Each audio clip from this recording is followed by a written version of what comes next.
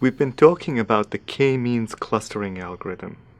Today we'll look at a different algorithm that's also very popular called the EM algorithm. It is based on Gaussian distributions. So we'll begin by introducing Gaussian mixture models, which are generative models for data with clusters in it.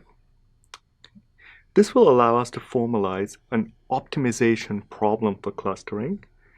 And the usual way we solve this problem is via a nice, simple local search algorithm called EM. And we'll end with a few examples. So we've been talking a lot about k-means, and we kept emphasizing its many advantages. Above all else, it's a wonderfully simple algorithm, and thus very attractive to use. But it also has its flaws. In particular, it works best when the clusters are roughly the same size and also have spherical shapes. What we'll see today is an algorithm that is also very simple, but can accommodate clusters of more general shapes and sizes. So here's the general idea. We have a set of data points that we want to cluster, like this for example, and we cluster them, and then we fit a Gaussian to each cluster. Okay? So we might get something like this, for example, with 4 clusters. Now, as we know, Gaussians can have arbitrary ellipsoidal shapes. And so we're also going to be able to accommodate clusters of this type. So at the end of the process, we'll have these k clusters, and each cluster will be specified by a Gaussian distribution, P1 through Pk. Now in d-dimensional space, the Gaussian distribution for the jth cluster, for example, will be specified by its mean, mu sub j, which is going to be a vector in d-dimensional space. So mu sub j is a d-dimensional vector. And it'll also be specified by its covariance matrix, sigma sub j, which will be a d by d matrix. So these will describe the jth cluster, the distribution of the jth cluster. They'll specify a density for the jth cluster. We will also keep track of some mixing weights for each of the clusters. So these are the pi sub j's. And pi sub j is simply the fraction of the data that comes from that cluster. In this example, for instance, all the clusters seem to have roughly the same weight. So pi 1, pi 2, pi 3, pi 4 would all be roughly 0.25. So we have a density for each cluster. And by combining these densities, we get an overall mixture of Gaussians. Okay? And this is a distribution over the entire space, over all of Rd. The probability, the density that it assigns to a specific point x, is just pi 1 times the probability at x, the density at x under distribution p1, plus pi 2 times the density under p2, plus pi 3 times the density under p3, and so on and so forth. Okay, so why is this? Well, the probability of any given point x depends on which cluster it's from. So let's sum over all possible clusters, and we'll say what is the probability of being in that cluster, and then what is the probability of x given that you're in that cluster. And these are exactly the terms we see below. The probability of cluster J is pi sub j, and the probability of x under that cluster is p sub j of x. Okay, so each cluster has an associated Gaussian distribution, and we combine these k components into an overall mixture of Gaussians. So we take our data and we fit a mixture of Gaussians to it. How exactly do we do this? Well, let's say we have n data points. Let's call it x1 through xn. These are points in Rd. Okay? And at the end of the clustering process, we're going to have a mixture model. We're going to have a bunch of mixing weights, these proportions, pi 1 through pi k. And then we're going to have k Gaussians, one Gaussian describing each cluster. Okay? And for each Gaussian, we're going to have its mean and its covariance matrix. So this gives us a distribution over Rd. what is the probability of our entire data set under this distribution? Okay, so what is the probability of our data, of our n data points under this mixture distribution? Well, it's just the probability of point number 1, x1, times the probability of point number 2, times the probability of point number 3, and so on. So we have this giant product. This pi sign means product. So we're taking the product from I equals 1 to n of the probability of the ith data point of x sub I. Okay, so we multiply these probabilities together and we get the probability of the overall data set. Now, each of these distributions, P1, P2, and so on, is a Gaussian distribution, and we've seen the formula for the Gaussian density.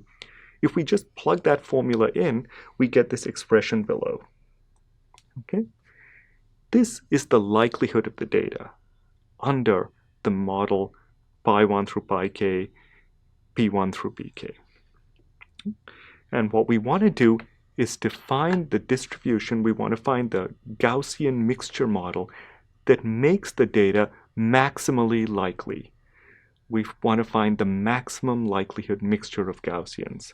We want to find the parameters, pi j, mu j, sigma j, where j goes from 1 to k, that maximizes this expression over here. Okay? Now, maximizing this is the same as maximizing the log of this thing. Okay?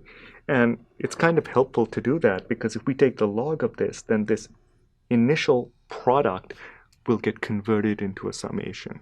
Okay? That's going to be helpful. Okay? So maximizing this thing is the same as maximizing its log, and it's the same as minimizing the negative of the log. Okay? So maximizing something is the same as minimizing its negative. So when we do all that, the loss function we end up with is called the negative log likelihood. Okay? And this is the loss function. So we want to find a set of parameters. We want to find pi's, mu's, and matrices sigma, for which this expression over here gets minimized. Okay? So is this an easy thing to minimize? Well, it certainly looks like a bit of a mess, but maybe it's convex, who knows? Actually, it's not. It's not convex at all. Let's write that down. It's emphatically not convex. And in fact, if you look at the surface of this loss function, it has lots and lots of local optima. Okay, so it's something that looks like this. And finding the global optimum, finding that minimum point over there, is NP hard. So we're not going to be able to do that in every situation. Instead, the solution strategy that we're going to use is to use a local search procedure. So this is a procedure that starts with some solution, that is to say some set of parameters, pi, mu, and sigma. Okay, maybe over here. And then incrementally improves them. Okay, makes it a little better, and then makes it a little better, and then ultimately ends up in a local optimum. Okay, so let's see the algorithm that does this.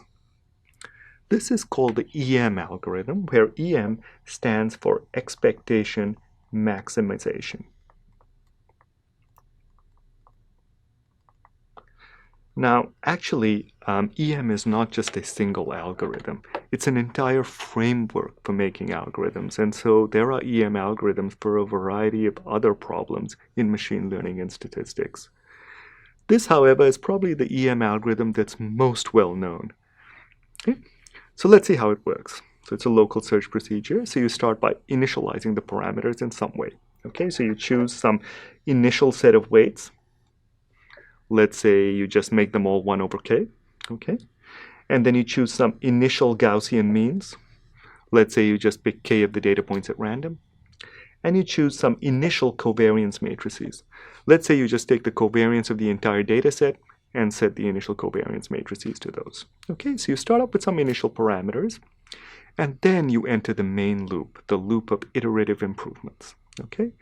So at each given time, you have your current set of parameters, which is just a guess. It's your current guess. And now you want to improve them a little bit. Okay? So this takes place in the form of two steps. The first step is to cluster the data based on the current set of Gaussians. Okay?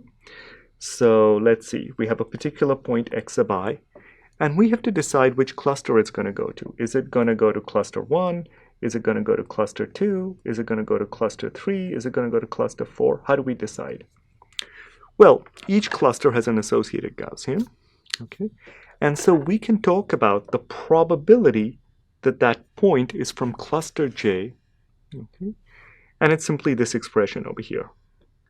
It's pi sub j, which is the prior probability of that cluster, times the density of xi under that particular Gaussian.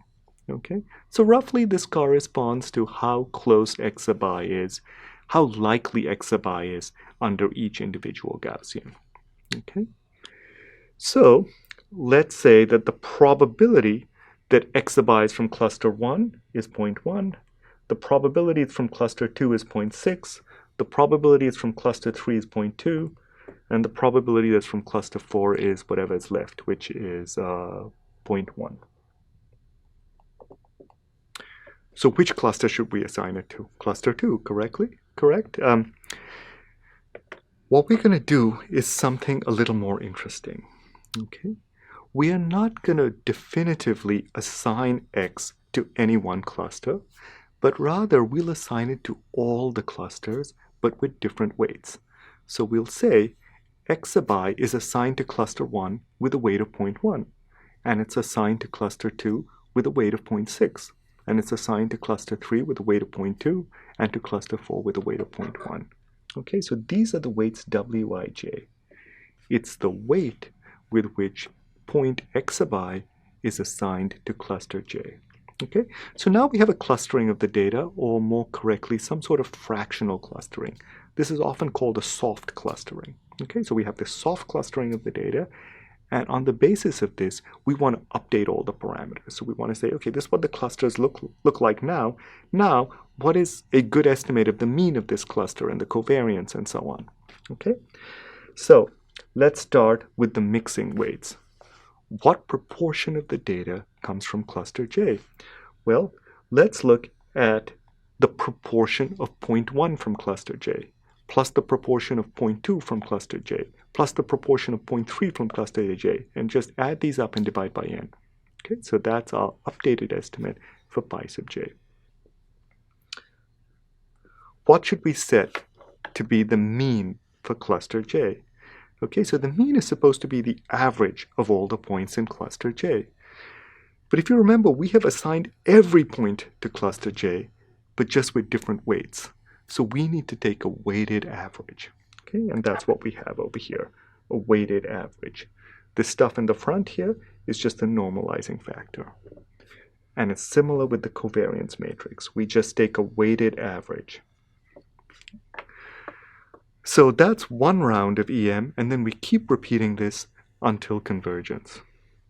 That's it, a very simple algorithm. So let's look at an example. Here's a data set in 2D, a toy data set, and the intention is for it to have 3 clusters. Okay, so one cluster down here, one cluster over here, one cluster over here, and each cluster has got 100 points associated with it. Okay, so let's start by running k-means on this and see what happens. Okay, so we run k-means, and this is what it finds. So it finds one cluster like this, one like this, and one like this. Okay, not exactly what we had in mind. Now, if you remember, k-means is also a local search algorithm, which means that potentially each time you run it, it might produce a different answer. Okay, so let's run it again. So we run it a second time, and indeed it gets a different answer. So this time it has this. This is one cluster, that's one cluster, and that's one cluster. Different answer. Okay, let's run it again.